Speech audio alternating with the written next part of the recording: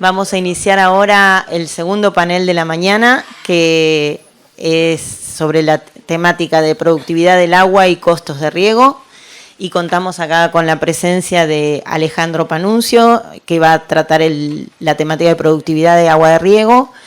Alejandro Panuncio es ingeniero agrónomo, realizó una especialización en riego presurizado en Israel.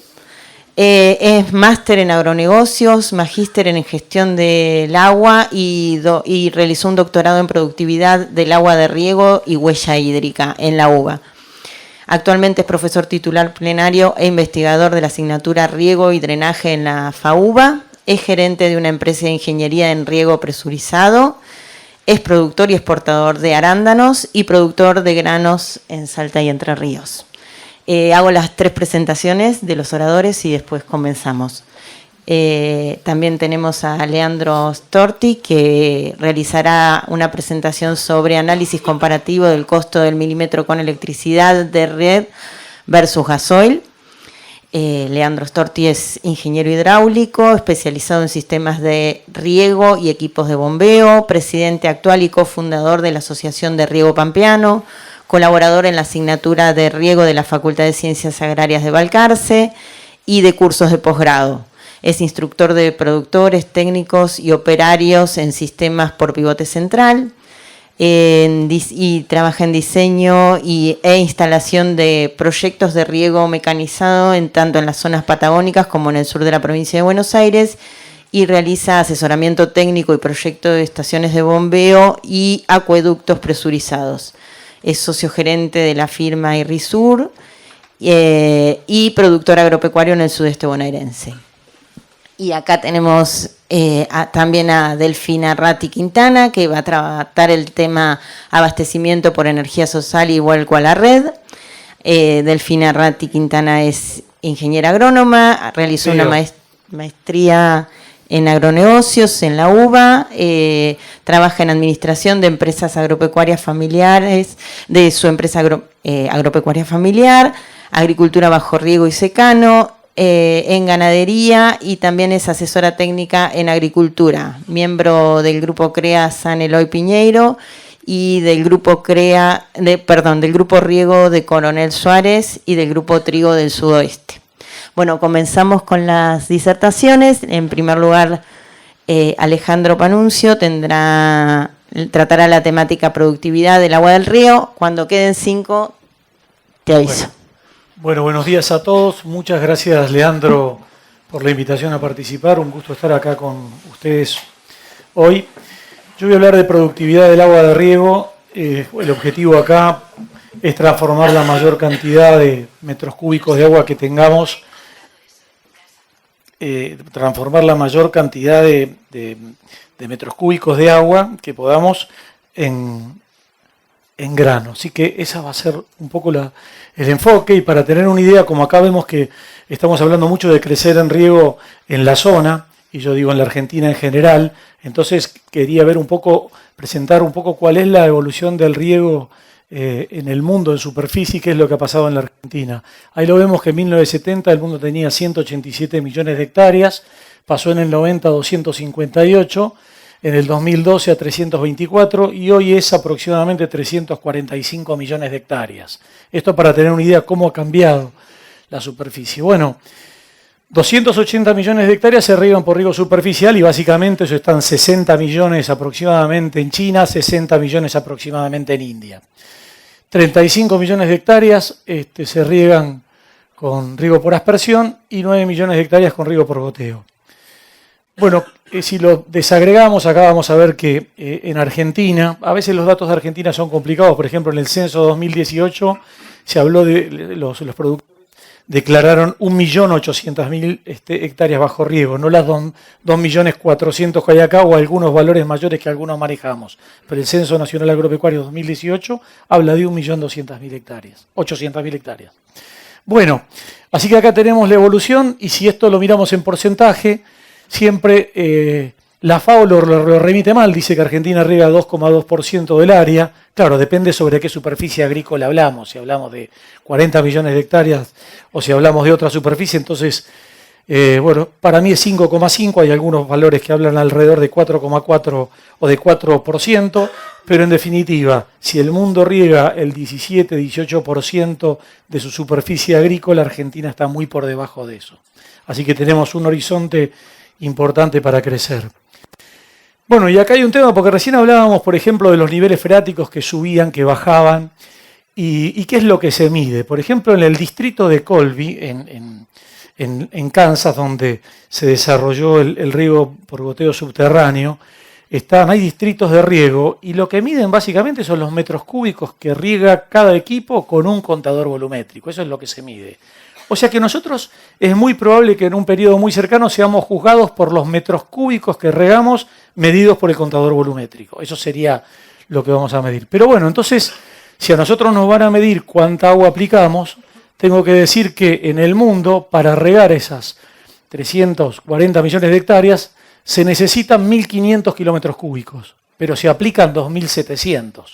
Entonces, si se aplican 2.700, la eficiencia del riego es 56%. O sea, estamos regando, el mundo riega con una eficiencia muy baja. Más allá de que esto es un valor general y que alguien me puede decir cómo inciden los valores de China y de India, seguramente inciden mucho, pero yo creo que todos tenemos que mirarnos cuando vemos esto de la eficiencia y todos tenemos para mejorar. Sobre todo si nos van a juzgar por los metros cúbicos que van a pasar por el contador volumétrico. Por ejemplo, en Entre Ríos hace 3 años dijeron empadronen todos los pozos, es simplemente para saber de qué se trata, nadie le va a cobrar nada, bueno, ya llegaron las facturas de agua. Yo entiendo que hay que empadronar los pozos, está bien empadronar los pozos, lo otro después es otra conversación, porque si no, no se puede saber qué es lo que estamos usando, pero que eso ocurrió. Bueno, a mí, para ver el tema de la eficiencia, de qué estamos hablando, dijimos que se aplicaban 1.500 kilómetros cúbicos en 324, 330 millones de hectáreas.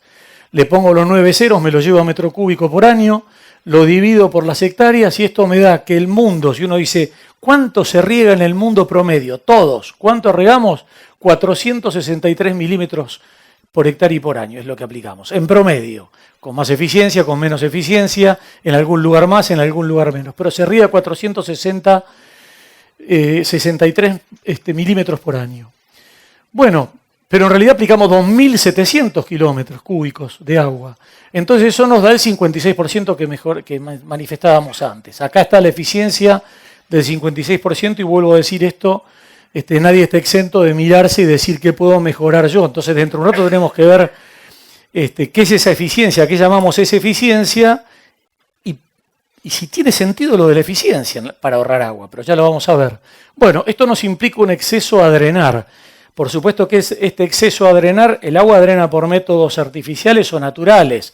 Yo aplico agua y una parte sabemos que el suelo llega a capacidad de campo, y una vez lo que tengo por encima de capacidad de campo, por energía gravitatoria, se va al acuífero. O sea que más de una vez lo que llamamos pérdidas, depende de dónde lo miremos. Si nosotros miramos la superficie del suelo es una pérdida, pero a nivel de cuenca no es una pérdida. Y nosotros tenemos que pensar a nivel de cuenca. Por supuesto que si moví el agua gastando energía y si moví el agua y arrastré nutrientes, estoy cometiendo otro pecado. Eso hay que mirarlo, ¿no?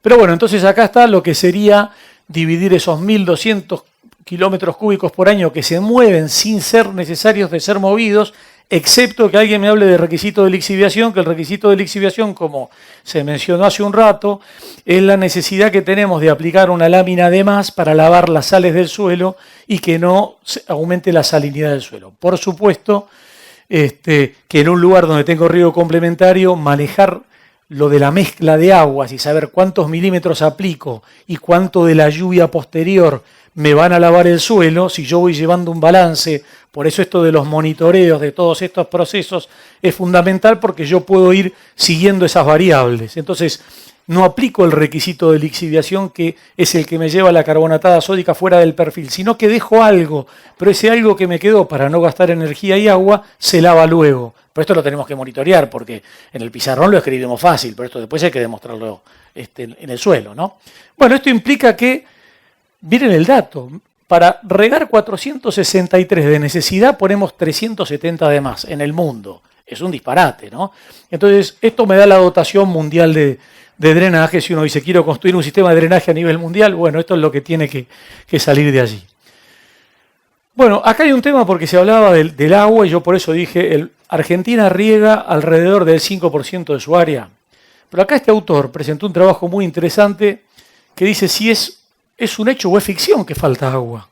Pues yo por eso le puse a continuación del 56% de eficiencia, porque digo, si estamos aplicando el agua pero de manera tan mala, ¿nos falta agua realmente? Entonces, bueno, este autor, Falkenmark, dijo para el 2030, para no hablar con datos viejos, dijo, a ver, miremos el mundo. Los que no tienen ninguna rayita y estamos nosotros, tenemos más de 2 millones de litros por persona por año disponible. Por supuesto que esta cuenta surge de los recursos hídricos disponibles y la población que tenemos. Como Argentina tiene baja población, este número le da muy bien. Alguien me puede decir, pero mire que el 66% de la Argentina es árida o semiárida. Estoy hablando de grandes promedios, eso lo vemos. Después cada zona tiene lo suyo. Pero en principio no es que nos esté faltando agua. Esto no quiere decir que la manejemos de manera displicente, sería un disparate. No nos enseñó, digamos, la gran mayoría que pasamos por esta universidad o alguna similar, no pasamos por allí para malgastar el agua, sino para vivir en armonía con el ambiente. Y bueno, entonces acá llega nuestro tema, es decir, cuando hablamos de eficiencia, este es el potencial agua que es el que a veces medimos. Uno dice, ¿qué es el potencial? Una presión negativa. ¿Qué quiere decir concretamente? ¿Cómo está retenida el agua en el suelo? Si está muy retenida, está poco disponible para las raíces. Pero claro, nosotros miramos el potencial agua, pero en las horas del mediodía, el potencial agua en el suelo es pero el de las raíces es más negativo. Y el de las hojas más aún. Y estos picos que están por debajo de un umbral, sea menos 1,5 atmósferas o el que fuere para cada cultivo, hace que mi cultivo acá lo va a padecer. Lo va a padecer, ¿qué quiere decir? Que no voy a tener la producción que busco. Y esto a veces es cruel porque vengo haciendo el trabajo todo bien en el año y en un momento donde el cultivo determina el rendimiento, por ahí me encuentro con que justo ahí tuve el déficit y penalizo en el resultado. Por eso es importante también cuándo voy a satisfacer, cómo voy a administrar el agua, cuándo me conviene realmente tener el cultivo mejor provisto. Y bueno, eso implica cuando se habla justamente para estas zonas de pivots con diferentes posiciones o de equipos de riego por goteo subterráneo cuyo caudal operativo parecería no satisfacer toda la superficie en el momento de máxima y no lo satisface, ¿por qué? Porque va haciendo una rotación en aras a ¿qué? A manejar mejor el recurso que tengo disponible. Bueno, una cosa importante, yo tomé el caso del maíz acá, es la productividad, porque uno dice, si estamos hablando de eso que yo quiero hacer, la pregunta es, ¿cuál es la productividad? Y este autor presenta un trabajo muy lindo, esto está puesta ahora vamos a ver unos datos concretos de Carlson, como la diapositiva va a quedar, la presentación va a quedar, dejé el paper para que cualquiera lo pueda encontrar, porque en definitiva yo digo, yo para tener 1 kilo de maíz, ¿cuánta agua necesito? Eso es lo que sería la cuenta. Después tengo que ver cuándo y cómo, pero ¿cuánta agua necesito? Y hago la primera cuenta. Dicen que lo primero que tiene que hacer un ingeniero es la cuenta del almacenero. Le tiene que dar el número grueso. Si nos da el número grueso, vemos lo demás. Si no nos da el número grueso, es que era para otro lado, ¿no? Bueno, por supuesto que cuando hablamos de riego, digo, a los que trabajamos en riego, más de una vez, cada vez que hay un problema, la culpa es del riego. En principio porque no está el que lo instaló. Entonces, bueno, generalmente resulta culpable. Pero bueno, acordémonos de la ley de Liebig que si yo tengo otro listoncito mucho más corto, no pasa por el riego el tema. Entonces, en definitiva, los agrónomos que tratamos, por lo menos, de entender el ambiente del cual formamos parte y tratar de sacar el mejor resultado, ¿no? Bueno, ¿y sí qué es la productividad? Y bueno, yo en definitiva, la productividad, ¿qué voy a decir? Yo tengo la productividad del agua de riego va a ser igual a un rendimiento que tengo en kilos por hectárea dividido los milímetros que le pongo. Yo lo que quiero saber es esto, así que esa es la cuenta a la que apuntamos. Y bueno, ahora quiero acá ver una cuestión que es, entonces si nosotros regamos muy bien pensamos que podemos ahorrar agua. Y este trabajo está buenísimo porque habla de la paradoja de la eficiencia del riego. Lamentablemente, si nosotros regamos muy bien, es muy raro que vayamos a ahorrar agua. No vamos a ahorrar agua. Si nosotros regamos bien, lo que hacemos es obtener más materia seca. Pero en términos sociales nos miden el contador volumétrico. Entonces, y además está bien que así sea, porque el agua tiene 23 usos hedonísticos, energía hidroeléctrica, navegación, caudal ecológico, piscicultura, en fin, cantidades de usos, de vida humana, por supuesto, y además el río consume el 70% del agua dulce del mundo, con lo cual uno dice, ustedes se consumen el 70% del agua dulce y encima quieren más. Entonces yo digo, no, mirémonos el ombligo para ver cómo hacemos para ver cada metro cúbico dónde lo ponemos, pero sepamos que cuando un productor riega bien, lo que hace es producir más materia seca, pero no tanto ahorrar agua. Y esto está bien escrito en este trabajo que en general los que trabajamos en riego no lo queremos mostrar mucho, porque dice, pero ¿cómo? Si entonces usted no va a ahorrar agua, entonces al final me sigue generando problemas. Pero me parece que no sirve esconder la cabeza, tenemos que tener respuesta para esto. Bueno, hace unos años hicimos este trabajo con la ingeniera Luciana Tosini, midiendo la huella hídrica. Después dejamos un poco de medir huella hídrica porque la huella hídrica fue utilizada, yo creo que de manera indebida, para poner restricciones a algunos países y a algunas producciones, con lo cual pongo el paper porque hay unos datos del cual me voy a servir a continuación, pero si las certificaciones sirven para que produzcamos mejor, todo bien. Pero si las certificaciones sirven para cerrarnos mercados, entonces ya el tema de huella hídrica o de ciclo del agua me gusta menos. Y lo digo habiendo trabajado muchos años en eso, teniendo mi tesis doctoral en el tema, y mi empresa de arándanos tiene certificado huella hídrica para los mercados europeos, pero no como una restricción, sino como una medida, como una mejora tiene que ser. Pero bueno, está siendo utilizado, por eso hay algunos colegas que en las redes vemos que lo critican y a mí me ha servido bastante ver esas críticas a capa y espada. Bueno, acá finalmente de ese trabajo, entonces voy a poner acá los datos de productividad, dejo los de huella hídrica, pero los datos que están acá nacen de ese trabajo, digo porque no puede poner todo uno en esta diapositiva. Entonces, ¿qué hicimos? Dijimos, el partido de Pergamino, en esos años del 13 al 18, ¿cuánto fue todo el maíz que produjo Pergamino? Todo Pergamino, todos en promedio, como digamos, ¿cuánto producimos todos? ¿Cuánto fue la evapotranspiración de cada uno de esos años? Acá sacamos la productividad según la cuenta anterior y acá pusimos un numerito en rojo, que es ¿cuál hubiera sido la necesidad neta? Entonces con esa necesidad neta uno dice, mira, Pergamino produjo esto, 9.000, 10.000, todos estos son los datos del 13 al 18. Pero acá había una cuenta para hacer. Y yo creo que acá, cuando recién se miraba la evolución de los niveles estáticos y dinámicos, se veía toda una dinámica de recarga y de sequía. Uno dice, mira que hay años que yo en este año 18 tuve esta necesidad neta, pero hubo años que tuve una necesidad mucho menor. ¿Esto de qué surge? De un balance que es la evapotranspiración menos la precipitación efectiva, que no es la precipitación. La precipitación efectiva es la efectivamente almacenada en el suelo.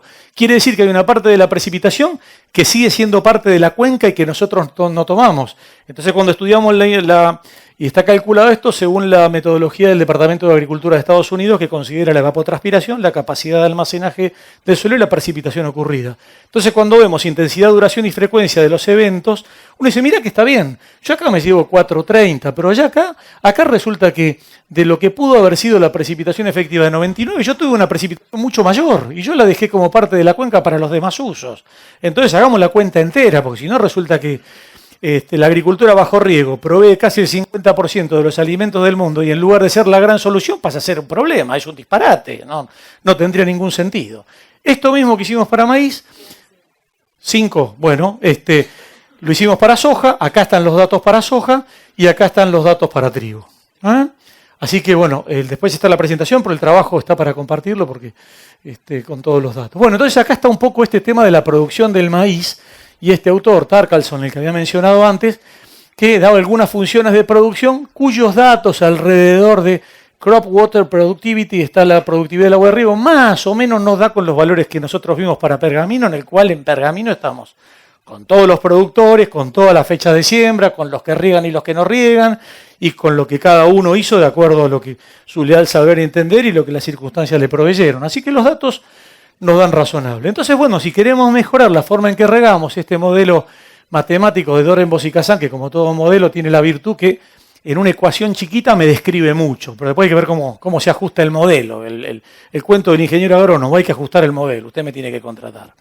Bueno, acá la cuestión es que en la etapa vegetativa, un 10% de la reducción de la evapotranspiración, que tendría que ser versus la que es, me genera 7% de reducción de rendimiento. Pero en floración me genera un 45%. Entonces, ¿dónde pongo los milímetros? Acá no me pueden faltar nunca me pueden faltar. Acá veamos, administremos el recurso. Bueno, acá simplemente están, al final, ¿qué quiere decir esto de administremos el recurso? Tengamos distintos potenciales matrices en el suelo en cada etapa. en la vegetativa tolero tal potencial matriz y en la otra tolero este otro. De eso se trata. Cuando hablábamos de eficiencia es lo que decíamos recién, yo por ahí riego de menos. Pero riego de menos, y esta es la profundidad radicular, pero si estoy en una zona donde el riego es complementario, no es que voy a acumular sales acá, después se van a lavar. Entonces yo lo puedo manejar de esa manera y no es que estoy regando mal. En ese gráfico parece que regara mal. ¿Por qué? Porque me queda todo el agua en la zona radicular, pero almaceno el 50% de lo que necesitaba. Pero estoy administrando el recurso. Porque ad libitum somos todos, y sin pagar la cuenta somos todos vivos, pero así no funciona el mundo. Bueno, acá están los datos del ingeniero Severina, del INTA de Manfredi, donde bueno, tiene las comparaciones del trigo y el maíz, y cuando uno mira todo esto, el trigo, maíz y soja en sus rotaciones de riego, bueno, está el trigo con distintos tratamientos, por eso este es el que no tiene riego, y acá se ven zonas de diferente color, por donde está la tubería de goteo o no. En definitiva, esto nos permite estabilizar rendimientos, y yo creo que para un productor poder planificar sabiendo que tiene un umbral de producción es fundamental, así que eso sería importante. A modo de cuantificar, ya las dos últimas para terminar, nosotros acá vimos las anomalías en un trabajo que hicimos en la cátedra, en 2021 y 2022 las anomalías climáticas. ¿Esto qué quiere decir? Yo miro y digo, en la zona de Santa Fe, el 26% del área agrícola tuvo menos, como mínimo, 250 milímetros de menos de lo que tenía que tener. Entonces, a veces cuando se mide, bueno, dice, ¿cuánto fue la anomalía climática? 42 millones de hectáreas tuvieron anomalía climática respecto de 68. La superficie es mayor porque en la medición no medimos lo agrícola y un poco más. Pero en el 22, la superficie con anomalía negativa fue total, prácticamente fue total. Fue una desgracia. Por eso, si alguien sale a medir los niveles estáticos de riego en ese momento, digo, no me mates en el 22. Después nos recuperamos, esto es un ciclo, ¿no? Pero bueno, solamente para terminar quiero mencionar que hay otras formas para resolver el tema de la escasez de agua, que son la desalinización, el tratamiento de efluentes, la desalinización, la digitalización y utilizar fuentes de agua renovable, fuentes de energía renovables, que no es lo mío. Pero la visión sobre efluentes lo que dice es que yo transformo un residuo en recurso. Cualquier población que tiene 20.000 habitantes y hace tratamiento con microalgas puede regar 500 hectáreas de maíz. O sea que si yo hago la planta de tratamiento, riego con eso y me olvido del problema. Estos son los colores típicos de las plantas de tratamiento de efluentes. Y bueno, aquí está simplemente lo último, que es la idea de hacer un convenio con la Asociación de Riego Pampeano y a trabajar en algunas cuestiones, suponiendo que si tenemos acá algunos podemos hacer en algún pivote algunos tratamientos de riego y tenemos algún riego variable, además en alguna de esas zonas podemos medir algunas cuestiones que sean de interés común para ustedes. Bueno, muchas gracias y disculpen por la velocidad.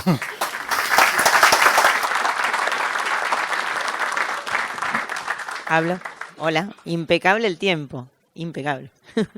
Bueno, Leandro Storti nos va a hablar sobre análisis comparativo del costo del milímetro con electricidad de red versus combustible.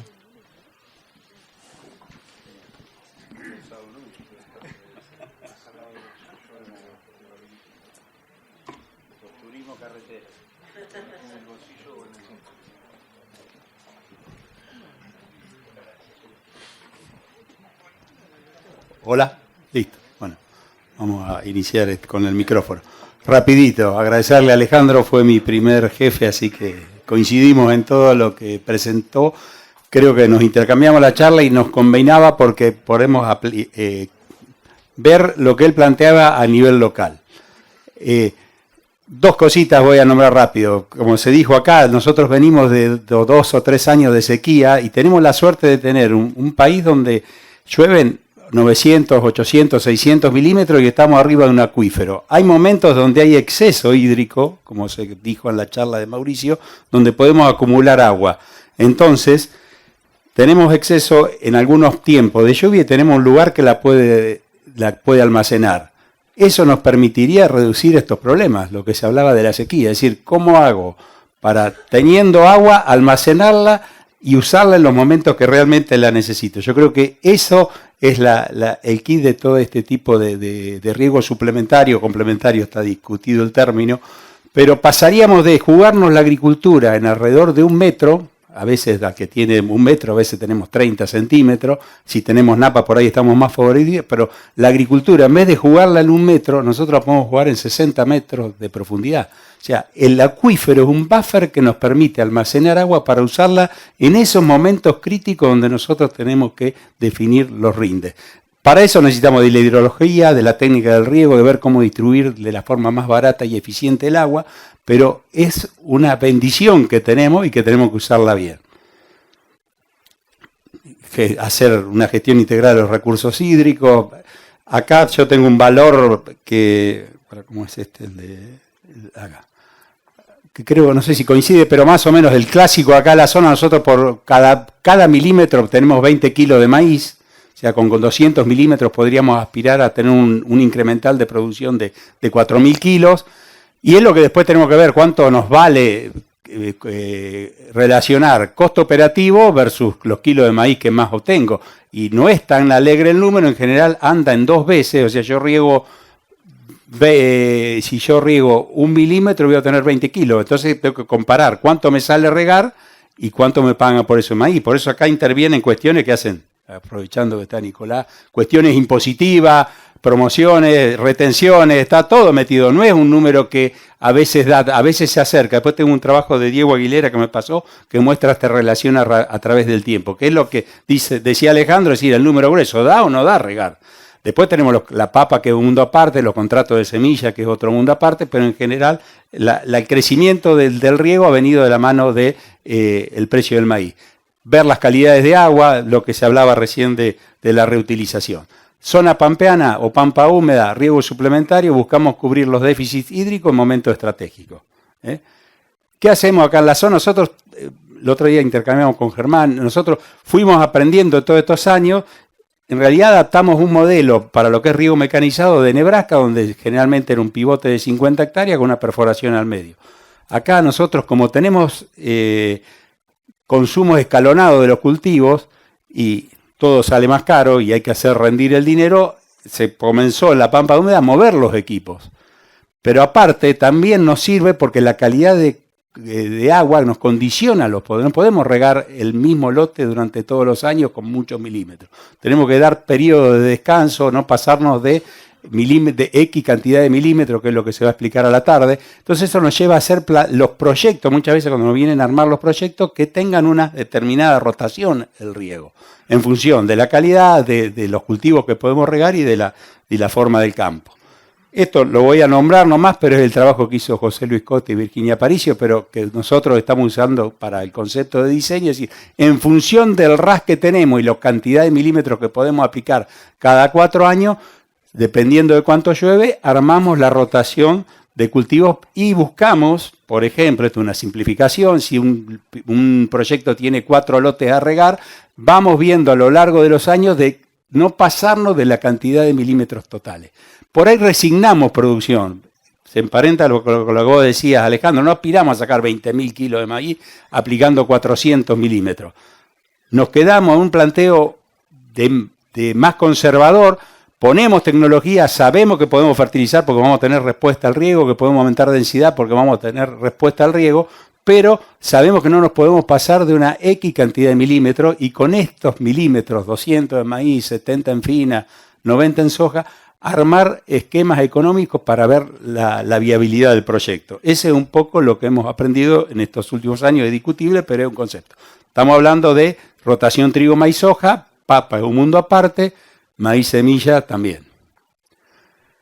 Acá en la zona nosotros, son datos que yo le hablaba hoy cuando creo que Guillermo preguntaba, yo hice una cuenta aproximadamente por la cantidad de pivotes más de todas las marcas, más los otros sistemas que lo podés sacar por las hectáreas de papa cultivada que hay, sacamos la diferencia sumándole los equipos de riego por aspersión manual, más estamos hablando alrededor de 120.000 hectáreas.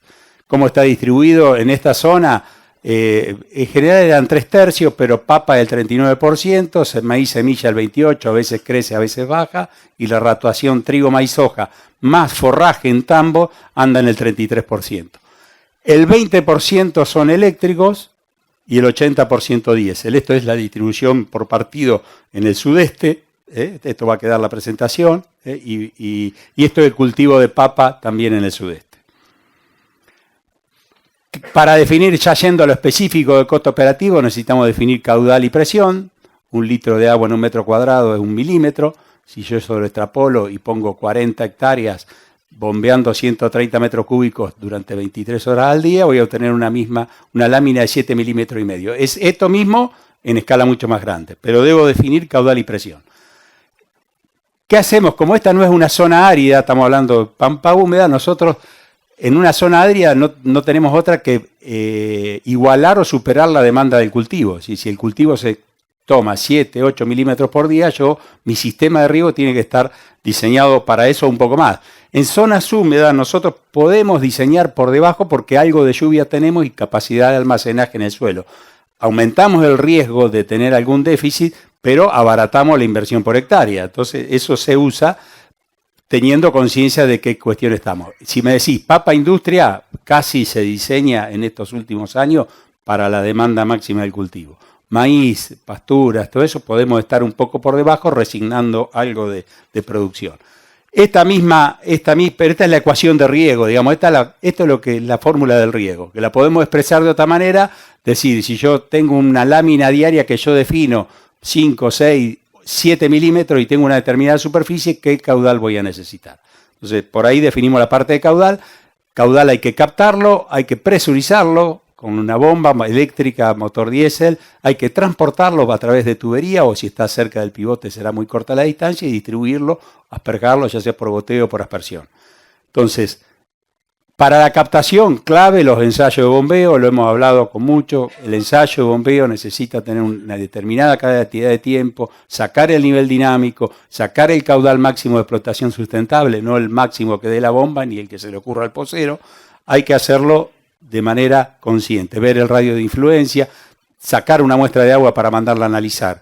Es clave para encarar bien el proyecto. Entender la dinámica del acuífero, eso no se lo vamos a pedir a los productores, pero sí ser conscientes de que hay una dinámica es lo que estamos tratando de hacer con la asociación de riego.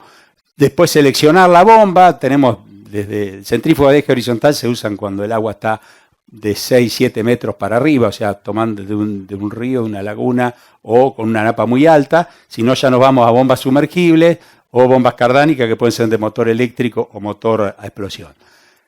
Entonces, definimos el caudal, acá puse un ejemplo, si definimos una lámina de devolución o capacidad de riego, no es lo mismo, pero lo asemejamos, de 6 milímetros y media por día, asumimos que vamos a regar un promedio de 23 horas por día en 40 hectáreas, con una eficiencia de distribución del agua para un pivote que puede estar entre el 87 y 90%, si el goteo es más, necesitaríamos 130 metros cúbicos por hora. O sea, ya tenemos una de las variables. La otra variable para definir, porque ¿a dónde vamos? Costo operativo, caudal y presión. La otra variable es la presión, la altura manométrica total va a depender. Volvió. Profundidad de donde extraemos el agua, nivel dinámico. Por eso es clave el dato del pocero o de la perforación. De niveles topográficos, es decir, el punto más desfavorable de donde va a estar funcionando la máquina. La distancia que tenemos que conducir el agua y el diámetro de tubería que vamos a elegir porque eso nos da la pérdida de carga. Y la presión de funcionamiento del aspersor que generalmente está en el más alejado. Pero todos esos datos hacen a la presión o la altura manométrica total que tiene que tener la bomba. Datos que tenemos que tenerlo lo más certeros posible porque nos van a definir el punto de funcionamiento del sistema y que voy a buscar de seleccionar una bomba que esté en el punto de máxima eficiencia de trabajo, ya sea sumergible o cardánica, que esté en el voy rápido, pero las pérdidas por fricción en las tuberías, lo hemos charlado, acá hay mucha tubería de aluminio, de 5 pulgadas, de 6 pulgadas. El agua la transportamos, pero cuando más rápido vaya dentro de una tubería, más disipación de energía. Yo siempre pongo el ejemplo, si uno agarra una soga y la pasa despacito no pasa nada, pero si la paso rápido me quemo. El agua dentro de un caño es lo mismo, entonces tengo que buscar un diámetro adecuado de manera tal que las pérdidas por rozamiento sean bajas y así voy a tener menor altura manométrica total. Y por último, asperjar el agua, que sabemos todo, que el caudal que sale por un orificio depende de la raíz cuadrada de la presión. Tenemos aspersores de alta presión, que son los cañones Rolapi, los regadores que funcionan con más de 4 kilos de presión, el equipo papero clásico que vemos todavía en la ruta, que funcionan con 2, 3 kilos de presión, y todo lo que es microaspersión, que es lo que usan los pivotes centrales o goteo, que ya estamos por presiones debajo de 1 kilo. Que lo que se busca es tratar de distribuir el agua de la manera más uniforme posible con la menor presión posible. ¿Por qué? Porque presión es energía, ¿eh? Y esa formulita es la que vamos a ver acá. Es decir, la potencia que va a absorber una bomba es directamente proporcional al caudal y a la presión, a la altura manométrica total. Después tengo la eficiencia de transmisión, la eficiencia de la bomba, pero es caudal por presión. Si yo diseño mal el equipo, tengo el agua más lejos, tengo más metros de tubería, necesito más presión. Hasta me puede llegar a inviabilizar un proyecto porque si la presión es muy alta, el consumo de energía es muy elevado y el costo operativo del milímetro es alto y por ahí nos saca del margen bruto si tengo que aplicar muchos milímetros.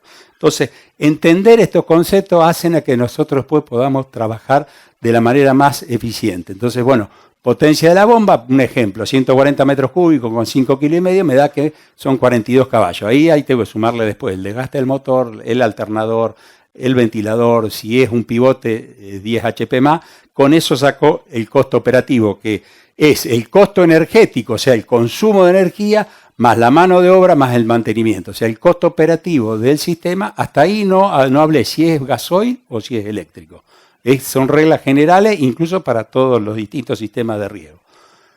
Entonces, caudal de la capacidad de riego de la lámina del cultivo depende, la superficie, pongo por 10 para que me dé directamente las unidades en metros cúbicos, el tiempo de riego acá y la eficiencia de aplicación. Por eso elegir bien el pico, tratar de que esto se acerque a las 24 horas y no tener tiempos muertos es clave porque voy a tener mayor lámina disponible. La altura manométrica total, tener bien los datos del pozo, tratar de que el diámetro de la tubería sea el adecuado, ver las diferencias desde el nivel topográfico. En definitiva, la potencia va a ser una constante por el caudal por altura. Después vemos si la alimentamos con electricidad de red o con gasoil. Un comparativo que hice desde el año 96, desde que ya estábamos acá en la zona haciendo cálculos, me dio que la relación entre la electricidad y el gasoil en promedio es alrededor de 0,54. Siempre hablamos de que era la mitad, lo pudimos corroborar. O sea, regar con gasoil históricamente, y más o menos sigue siendo lo mismo, 1 milímetro cuesta 1 litro de gasoil. Y con electricidad la mitad, teniendo en cuenta los costos fijos de los meses que no regamos, que ahora voy a hacer un apartado breve, no sé cómo venimos de tiempo, o que regar con gasoil es el doble que regar con electricidad. Por eso volví a poner este gráfico, porque son los números que definen el número grueso. Y esto me lo dio Diego Aguilera, que es una relación, está en la presentación, entre los dólares, la ganancia del riego, teniendo en cuenta la productividad del agua, comparado con el costo del gasoil y poniéndole la amortización. Pero es una relación que se mantiene estable. Ha habido problemas, hay años que ha habido problemas, es decir, que no convenía regar. O sea, cuando cayó el costo operativo sobre el margen que nos producía el riego, no convenía regar. Por eso que este es un gráfico que le adiciono de la cantidad de comparando pivotes ala regador y cañón con distintas presiones, cuál sería el consumo de combustible de un motor diésel, o al revés, es decir, yo tengo distintas eficiencias, las distintas horas de bombeo, cuántas, suponiendo que tenemos 50 hectáreas, cuánto es la capacidad de riego de los distintos equipos. Y acá hice una simulación de costo operativo con los datos de la cooperativa de Cretal. Estos en realidad salen de la página de OSEBA, que es los cargos fijos, los cargos de fijo, el cargo fijo por potencia y los cargos de energía. Lo puse en pesos, son datos de ayer, de la semana pasada. Y lo que sí agregué, puse una simulación de cuántos milímetros por mes regamos en un equipo de 54 hectáreas, son 370 milímetros en distintas posiciones de riego. Una reducción de los cargos fijos que se negocia con cada cooperativa. En este caso yo supuse, en base a cooperativas zonales, que nos cobran solamente el 25% del cargo fijo los meses que no regamos. Eso nos da, bueno, estaba un dólar de 9.30, ya ahora creo que está en 9.50 el oficial, pero nos estaba dando un costo de, acá está el de, bueno, ahora me quedó mezclada en la otra filmina. Lo mismo hice para el gasoil. Es decir, los mismos caudales, misma superficie, los mismos milímetros, me daba $1,22 por día por milímetro por hectárea. Acá vuelvo a repetir este valor. Sí. Acá vuelvo a repetir el valor, digamos, 1,22 lo que es gasoil, y 0,69 me termina dando el eléctrico con esos 6 meses cuando me cobran el 25% de los cargos fijos. Pero me los cobran, entonces yo lo tengo que meter en el valor del kilowatt. En general, entonces esto me da $0,69 por milímetro por hectárea masiva. Ahí tenemos un tema de un 27% de IVA. Yo ahora aprovecho que está Nicolás para transmitir el mensaje, pero fíjense, tenemos... sí, creo que ya te lo había dicho, pero tenés IVA, renta de la provincia, renta municipio, fondo de Santa Cruz, que no sé si sigue o no, pero era para hacer obra bueno, en realidad tenés un 13%, digamos, que sumás más el IVA del 27%, tenés una carga impositiva más que interesante que se puede corregir, ¿viste? Y que hacen, cuando los números, sobre todo cuando los números no son tan lindos, decir, bueno, guarda, porque esto a veces se viene a 1,5, o sea, hay épocas donde, bueno, la dinámica de la Argentina hace que, otra cosita, en general hubo periodos de años donde las tarifas eléctricas estuvieron subsidiadas y esta relación cayó, no fue 0,5, fue menos. Tuvieron las tarifas eléctricas planchadas, el gasoil no, entonces se amplió la brecha. 2015-2019 se acercó, ahora de vuelta se está acercando. No quiero hablar de política, veremos que cada uno sacará su conclusión de qué conviene o no conviene. Pero digamos, la verdad hay que nunca es triste la verdad, hay que aceptarla. Bueno, y la diferencia de costo operativo me da 0,53, ¿no? Al año, la analicé, son $10.000 por año en un esquema de un equipo de 54 hectáreas regando 370.000. Es un número importante. Una cuestión que hay que tener en cuenta con las cooperativas, que el distribuidor es el que entrega y es dueño del transformador, se hace cargo de a perpetuidad, de mantenerlo, se paga mensualmente, el gasoil en cambio se paga anticipado. Esto lo saqué de la cooperativa eléctrica de Mechongué, menor emisión de gases. Un problema que tenemos en Argentina, que yo ya lo hemos charlado, son varios problemas, pero tenemos conectividad. Esto hice un ejemplo, tomé un área de Nebraska y un área similar acá en el sudeste. Teníamos 2.334 antenas para teléfono contra 450, una relación de 5:1. Eso hace a la conectividad de los equipos para poder hacerlo a control remoto. Lo mismo hicimos con las rutas asfaltadas, una relación de 20:1. Total de caminos entre asfaltados y no rurales, la relación de 4:1. El tendido eléctrico, esto sí nos involucra, tendido eléctrico de media y baja tensión, 3,5:1 la relación, o sea, tienen 3 veces, una misma zona rural tiene 3 veces más y medio tendido rural que nosotros, y ni hablar, la vía del tren es 1,7:1, tomando que las que están bien, pero las que están no están bien, o sea que esto es mucho peor.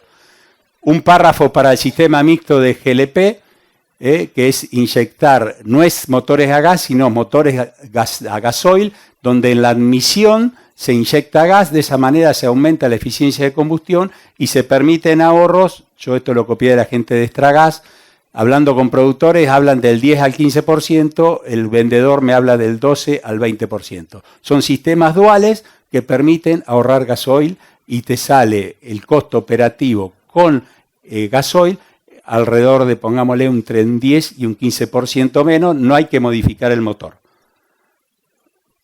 Y ahí llegamos al final. Gracias.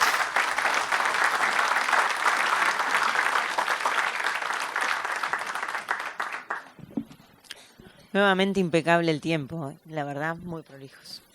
Bueno, vamos a continuar con Delfina Ratti Quintana, que va a hablarnos sobre abastecimiento por energía solar y vuelco a la red.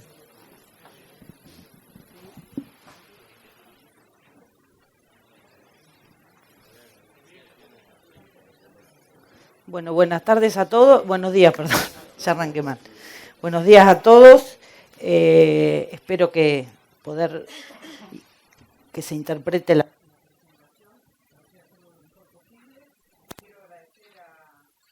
¿Toqué algo? ¿Sale? Ah. Quiero agradecer al INTA, a la universidad y a la ARP por la invitación. Y bueno, vamos a empezar. Yo les vengo a hablar, soy productora agropecuaria del sudoeste bonaerense, les vengo a hablar sobre la incorporación de paneles solares en sistemas de energía, de riego con energía eléctrica. Bueno, esto es un poco donde estamos. Estamos entre Coronel Pringles y Coronel Suárez. Estas son las sierras de la Ventana. Tenemos 2 campos acá y en uno de ellos instalamos las pantallas solares. Este es el campo, se llama El Perdido, queda a la misma distancia de Suárez y de Pringles. Esto lo comento ahora, son 60-65 kilómetros. No es menor porque somos punta de red, o sea, los tendidos eléctricos siempre estamos cerca de la punta, que es donde tenemos peor abastecimiento energético. En este campo, digamos, están estos 2 riegos. Este es el riego 3 y el riego 4 para nosotros. Pusimos dos parques solares. Este es el 1 y este es el 2. Los sistemas, este riego era eléctrico. Tenemos poca agua acá, estamos al lado de las sierras. Tenemos pozos de 30.000 litros hora, que son muy chicos. Cada riego es abastecido por 4 bombas. Las bombas están... Acá hay una, acá hay otra, acá hay otra y acá hay otra. O sea, juntamos agua de acá y la tenemos que transportar al centro del riego. Esto insume un costo energético bastante alto. Este otro riego es el mismo sistema. Las bombas están acá. Tenemos una acá, una acá, una acá y otra acá. Y de acá mandamos al centro del equipo. El riego que es el riego 4... funcionó el año pasado, 2023, con grupo electrógeno porque la cooperativa no nos daba acceso al uso de la energía de ellos. Un problema serio que tenemos, y aprovechando que está el secretario también, es que las cooperativas no tienen capacidad de abastecimiento eléctrico ni a los pueblos ni a los productores. Que sería, como dijo Leandro, el milímetro es mucho más barato eléctrico y es mucho más limpio y es mucho más práctico para nosotros el manejo. Así que sería bueno alguna forma, algún plano, sistema para mejorar las líneas en el agro. Nosotros en todos los lugares donde tenemos cercanía de redes eléctricas, tratamos de poner riegos eléctricos. Eso es, por más de que por ahí la inversión es más cara, pero... es mucho más práctico, además de barato. Bueno, instalamos parques solares. Gracias a la instalación de los 2 parques, la cooperativa nos dio acceso a la red eléctrica para este riego que era gasolero, que era con un generador de 120 kVA que producía electricidad para abastecer todo el sistema. Este es el parque solar. Acá hay una casilla donde está el inversor, que ahora les voy a comentar los detalles técnicos, y el transformador. Siempre los parques solares van al lado de los transformadores, porque hay que tratar de tener la menor pérdida posible de cables de caídas de energía. En el caso nuestro, los parques generan 157 kVA en el momento de mayor luminosidad. El sistema es on-grid, que significa que estamos conectados a la red eléctrica. Hay otros que son off-grid, que es cuando uno genera pero no inyecta en la red, no tiene electricidad cerca. En este caso nosotros estamos conectados a la red eléctrica. Eso lo que implica es que cuando yo produzco energía, la consumo, y cuando no hay luz, porque no hay sol, tomo energía de la red. El sistema consta de un inversor on-grid Growatt, esta es la marca, 270 paneles marca Trina, monocristalinos de 565 watts, soportes, que son los fierros que sostienen las pantallas, limitador de inyección trifásico, Wi-Fi, un tablero, térmicas, fusibles y demás, y esto insume una superficie de 675 metros cuadrados para producir 157 kVA. Hace unos años, 5 años, me acuerdo que la cuenta era 1 mega, 1 hectárea, y ahora estamos produciendo 0,157 mega o sea, se redujo al 50%, tendría que ser 1.500 metros cuadrados, ¿no? La tecnología en producción solar por metro cuadrado avanza de un año para otro. Es una cosa impresionante. Les cuento, esto está conectado a Wi-Fi y uno puede entrar por la computadora o por el teléfono y ver en cada momento lo que se está produciendo. Esta es una foto de la pantalla de la página. En este caso te muestra esto es mensual, puede ser, acá uno pone el horario del día, el mes, el año, te van marcando cuánto, lo verde es lo que generaste, lo azul es lo que consumiste y lo colorado es lo que exportaste a la red. Te lo va dando en tiempo real. Y después, bueno, resúmenes de producción anual y demás. Todos esos datos se pueden bajar. Esto es lo mismo, pero bueno, me está diciendo ayer, esta es una foto de ayer, cuánto estuvo produciendo de energía. Uno se para en cada lugar, acá estoy parada acá, y está produciendo 110 kilowatts. En invierno produce mucho menos, ¿no? Después también tiene esta información, que está buena, que sería cuánta emisión de dióxido de carbono reducimos, cuántos árboles nos ahorramos y cuántos kilos dejamos de quemar para producir la energía. En este gráfico muestro lo que fue el año. Nosotros al sistema lo pusimos en octubre, a fines de octubre, así que la realidad es de noviembre hasta junio. Esto es estimado, según la estimación cuando uno hace uno de estos sistemas, la gente que diagrama todo estima cuánta luz va a haber y cuánto vamos a producir con X cantidad de paneles. Y realmente la cuenta, porque estuve chequeando mes a mes y es muy exacta, es un dato fiable. Y bueno, y acá lo que les muestro es lo que venimos consumiendo. Como ven ustedes, el consumo mayor nuestro es de octubre a abril. Básicamente diciembre, enero, febrero y marzo son los meses que mayor consumo tenemos, porque tenemos que regar más. Y es cuando más producimos, ¿no? por el sol. Esto a título informativo, para generar energía solar hay que inscribirse en un ente nacional como productor de energía. Hay que poner un medidor bidireccional, uno unidireccional, que son los comunes que tenemos, el nuevo es el bidireccional, y un sistema de registro y transmisión de datos, que es lo que les mostré que ya tiene el sistema, eso que uno puede ver por internet. Esto es lo que dice la reglamentación. Nosotros lo pusimos en octubre y todavía no tenemos medidor bidireccional, nada. Con el sistema que tiene el GrowWatt, el inversor, la cooperativa, en realidad lo que hacemos es no nos cobra lo que inyectamos. Y lo que hicimos hasta ahora es ahorrar energía porque no está reglamentado, pero todavía no se pusieron de acuerdo en cuánto nos van a pagar el KBA y demás, así que todo ese tema está en pañales todavía. Esto es para que tengan una idea, a valores de hoy, lo que está pagando Edesur por kilowatt, y esto es lo que pagamos nosotros. Edesur es un poco más caro. Suponemos que va a ser 1 a 1 lo que nos van a pagar el kilowatt que inyectemos con lo que saquemos.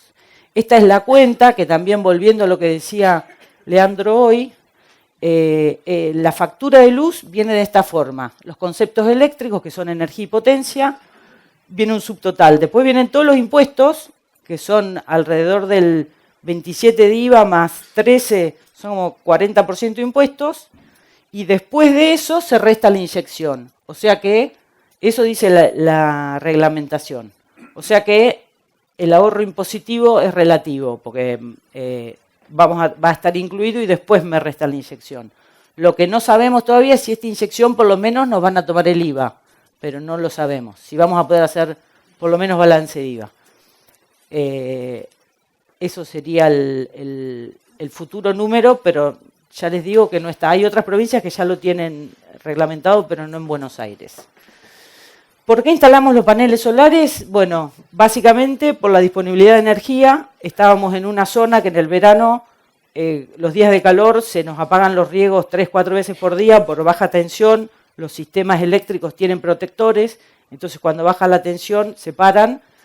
eran realmente, regamos bien a la noche en general no tenemos problema, pero después durante el día, si hace calor, era un problema. Con esto, como generamos energía en el momento de mayor demanda, solucionamos esos problemas y la de nuestros vecinos, y la de nuestros vecinos también, porque subimos la tensión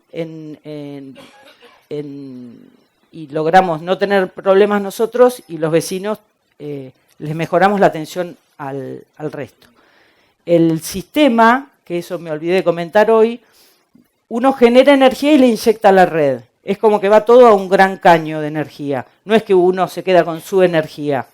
O sea que cuando baja la tensión del sistema, baja la tensión también. Al ser on-grid está conectado y está incorporado. Cuando se corta la luz, el sistema de paneles se apaga. Es una cuestión de seguridad.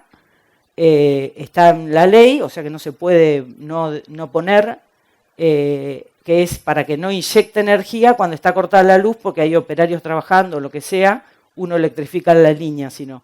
Entonces cuando se corta la luz, el sistema se corta. Y otra ventaja, y darle con otra ventaja que tuvimos es que pudimos conectar otro equipo de riego a la red, que eso nos benefició bastante. Económicamente, nosotros lo pensamos más que nada es que estamos fijando el precio del kilowatt durante 25 años, que no es menor, porque es uno de nuestros principales insumos. Del costo del milímetro, más del 50% es energía, gasoil o luz. La posibilidad de regar sin costo, con bajo costo en los meses de poco riego, si yo puedo regular las horas de luz y lo prendo nada más que cuando genero mucha energía, estaría bajando bastante el costo del milímetro. Tema ingreso por energía excedente es incierto todavía, y también hay una bonificación por energía limpia que tampoco suponemos que no nos van a pagar, pero bueno, que existiría la posibilidad. Tema ambiental no es menor, bajamos el uso de energía sucia, aunque la electricidad es de las mejores. Bueno, en el caso nuestro pasamos de gasoil a luz, pero si lo ponemos como complemento de uno eléctrico, es más limpia que la electricidad, y la posibilidad de producir para mercados que exijan requisitos de mejoras ambientales.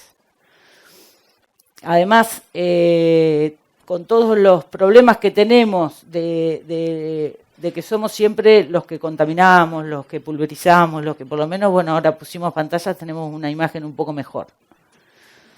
El costo. Los valores son más o menos, estos son valores del año pasado, por lo que estuve averiguando, me dijeron que son más o menos lo mismo, no hubo mayores variaciones. Este sistema que genera 156 kVA costaba $205.500, pagándolo, o 256.000 con leasing. En los dos casos con una instalación de 40.500. Todo eso es terminado y hecho en el campo, ¿no? Del costo de instalación.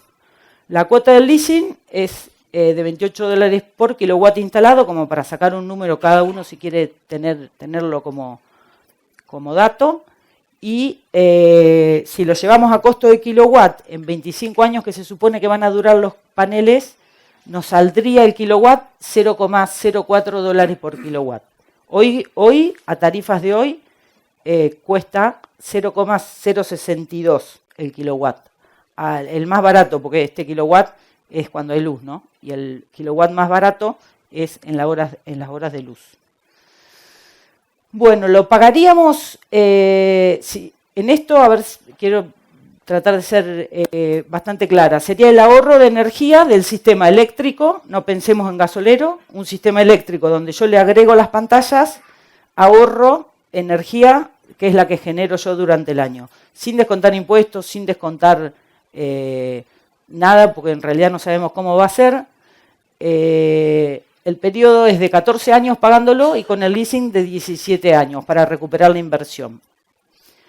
Y si pasamos, como fue el caso nuestro, de sistema gasolero a eléctrico, gasolero con grupo electrógeno encima, que es lo más caro que hay, a eléctrico, lo pagamos en 4 años en los dos casos, porque la diferencia es muy poca. Hay un sistema híbrido también acá, es para los off-grid, o sea, los que no están conectados a la red. Hay un sistema híbrido que Se ponen los paneles solares conectados al generador, no sé cómo es el sistema bien, pero cuando hay luz el generador deja de generar mucho, gasta menos gasoil y se van regulando los dos solos y baja el consumo de gasoil en un 20%, eso dicen los que los venden. O sea que este sistema, para la gente que no tiene conexión a la red eléctrica, se pagarían 9 años, 9 años pagándolo y con leasing en 11 años, que también es otra oportunidad. Acá sí termino antes, creo. Les paso unos números nomás a tema de informativos. Nosotros consumimos 275.000 kilowatts, era el promedio de consumo de los últimos 2 años, y este año produjimos 221. Como les dije antes, no sabemos cuánto se va a pagar el excedente, si vamos a tener ahorro significativo en impuestos. El sistema con el generador, que era de 125 kVA, nos consumía 1,267 litros de gasoil por milímetro, que sería más o menos $1.20 de consumo de gasoil nada más. Y este sistema eléctrico, sin costar el costo de mantenimiento del generador, amortizaciones, nada. Y el sistema eléctrico que ya teníamos, nos cuesta 35 centavos el milímetro.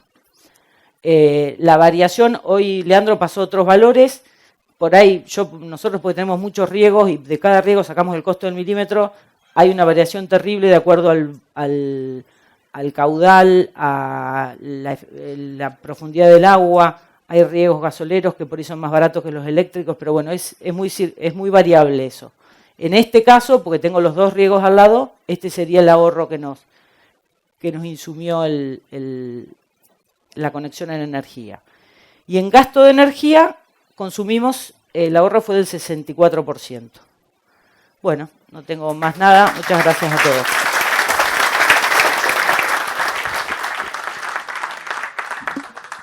Bueno, los tres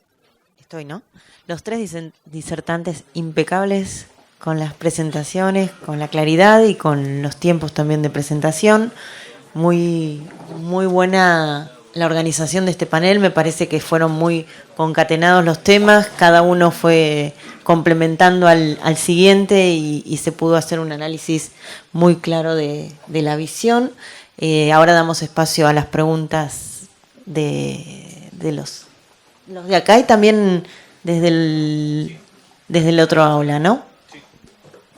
Sí, Delfina, invertiste $250.000. Ponemos con micrófono para que se escuche también. Sí, invertiste $250.000. En resumen, ¿qué superficie te está abasteciendo eso y qué lámina estás usando o te permite usar el sistema?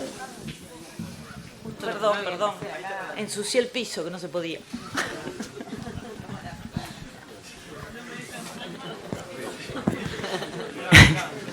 Fue una venganza. Los riegos son uno de 173 hectáreas y otro de 150. Y riegan 5 milímetros de lámina por tercio. Nosotros trabajamos siempre con equipos fijos divididos en tercios. O sea que serían 5 dividido 3 los milímetros por toda la superficie, ¿no? Que no se la cuenta. Perdón, cada panel cuesta, o sea que serían por 2 la inversión, ¿no? Porque cada panel cuesta los 200.000, no los dos. Con la cooperativa, ¿qué arreglaste con la hora pico, no pico? ¿Algo o nada?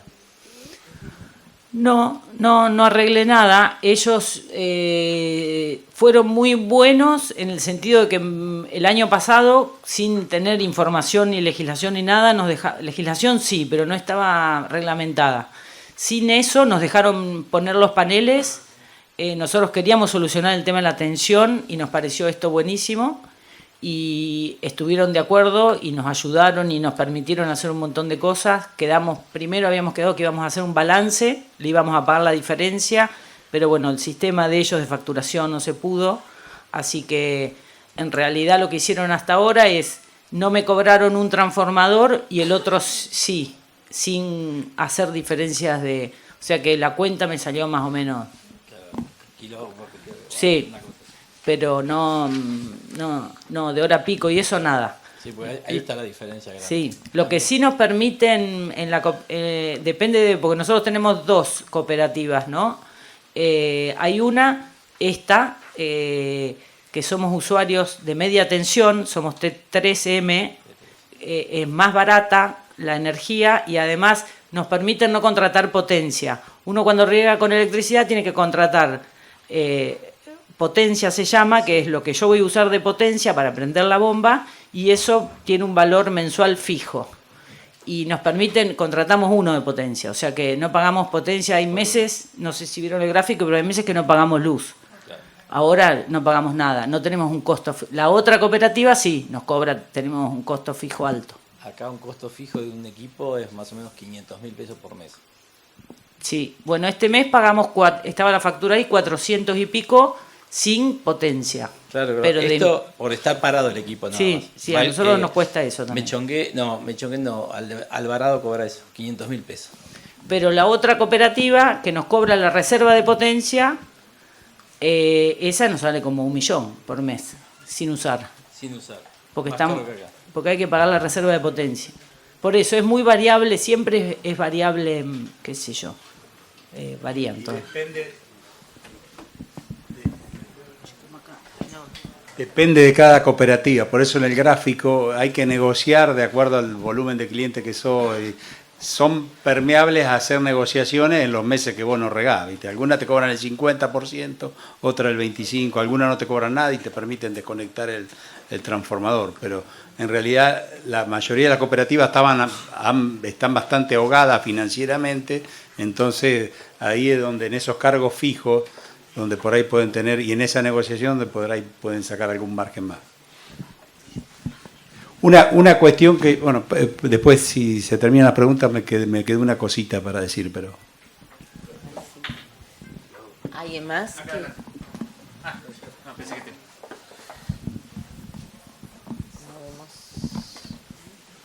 Si en la otra sala tienen preguntas, levanten la mano. Acá tenemos uno. Bueno.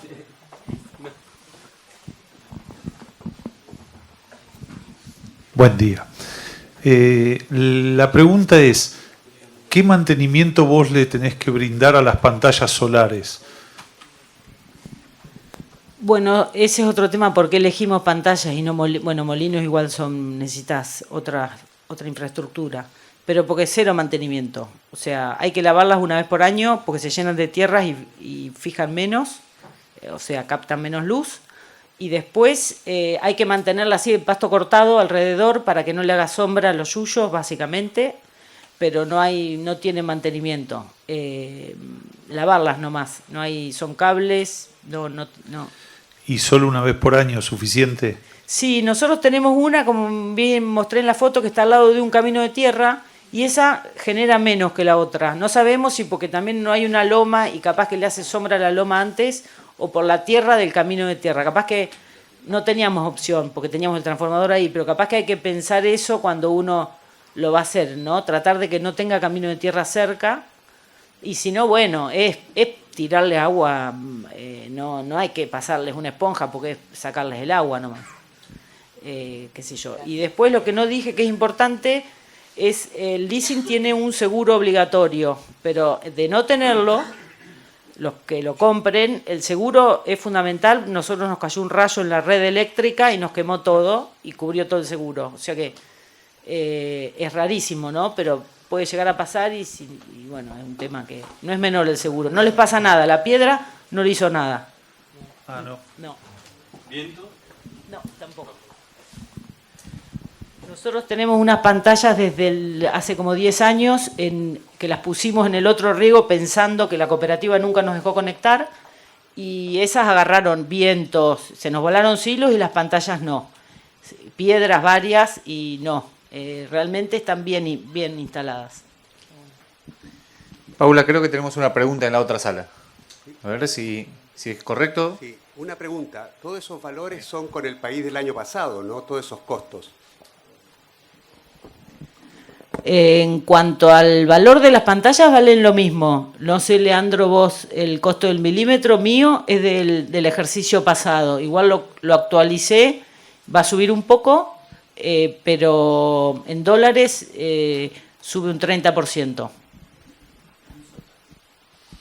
El costo del milímetro que me daba 0,69 ya con todos los cargos fijos es con datos actuales. En realidad ya quedaron desactualizados porque era con un dólar de 9,30, pero bueno, eran con el cuadro tarifario que está vigente para julio y agosto, que en teoría también está pisado, pero bueno, son datos actuales. No hay ninguna otra pregunta ya. ¿Para acá? Acá. Ahí hay una. Bueno, felicitaciones por las presentaciones, muy interesantes todas. En cuanto a la primera presentación, no me quedó muy claro la eficiencia del riego, cómo se mide la eficiencia del riego.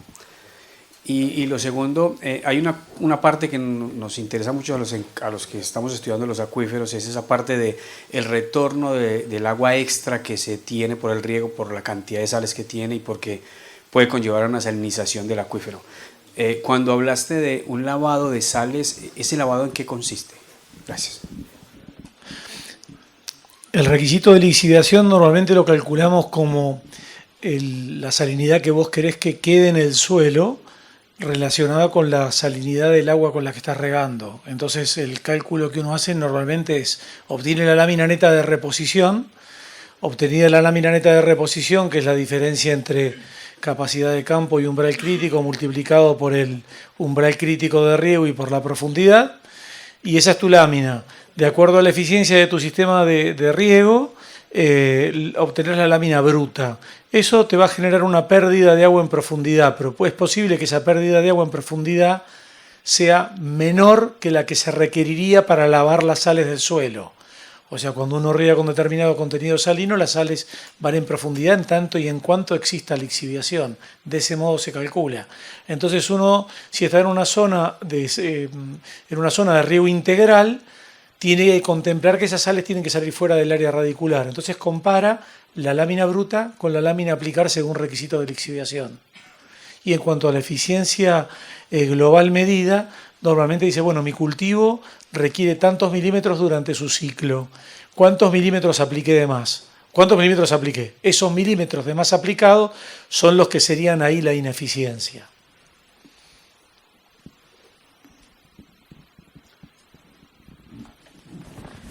No, a mí me había quedado en una de las filminas me salté un tema que es de preocupación. Nosotros acá en la zona tenemos en Balcarce, en Mar del Plata, fábricas de papa frita. Hay una presión fuerte en el crecimiento de hectáreas de papa industria. Hay competencia con la industria del maíz porque se ha venido para el sur. Y lo que hemos notado nosotros como proveedores de servicios es que, digamos, esa competencia ha generado que se empiecen a explorar otras zonas fuera de lo que es la Ruta 226, el corredor Mar del Plata, Balcarce, Tandil, que en general es donde hay recarga y mejor calidad de agua. Eso ha llevado a empezar a regar otras zonas. De hecho, Lobería ha crecido, Necochea está creciendo, González Chávez. La reflexión un poco para compartir, es decir, acá por ese exceso de riego se han generado problemas en algunos lotes que hay que corregir, que hay que dimensionar, que hay que ver cómo se plantean los módulos de riego. Entonces, esa competencia por el uso de la tierra está centrifugando el área de papa y algunas de semilla de maíz hacia fuera de este núcleo. Entonces, no centrifuguemos los problemas. O sea, ya sabemos, tenemos por lo menos de riego mecanizado alrededor de ya de manera continua desde los 90 hasta ahora, ya llevamos casi 30 años de historia, donde nos ha permitido aprender. Entonces, usemos esa experiencia para no extrapolar los problemas a otras zonas que están creciendo y que, insisto, nosotros somos proveedores de equipo de riego, queremos seguir en este negocio, pero que se haga con conciencia. Un poco ese es el mensaje y creo que el de la comisión directiva de la Asociación de Riego, es decir, no estamos en contra de la actividad, sino que se haga bien.